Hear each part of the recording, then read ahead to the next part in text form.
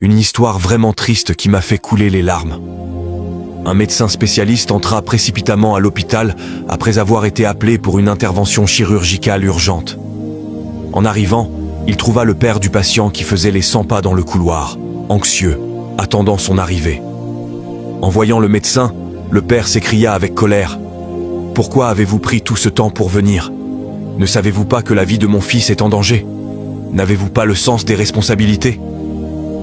Le médecin sourit timidement et répondit calmement. « Je suis désolé, je n'étais pas à l'hôpital. Je suis venu aussi vite que possible après avoir reçu l'appel.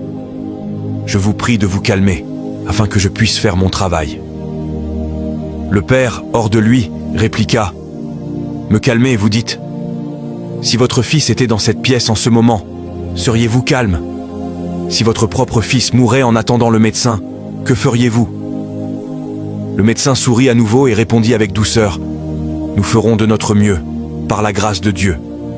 Et vous devriez aussi prier pour la guérison de votre fils. » Donner des conseils quand on n'est pas concerné, c'est si facile, murmura le père avec amertume. L'opération dura plusieurs heures.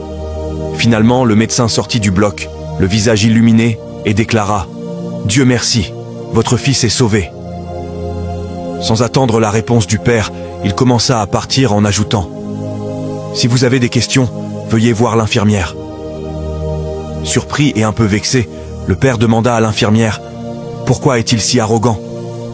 Il ne pouvait pas attendre quelques minutes que je lui demande des nouvelles de l'état de mon fils. » L'infirmière, les larmes aux yeux, répondit « Son fils est mort hier dans un accident de la route. Il était à l'enterrement quand nous l'avons appelé pour l'opération de votre fils.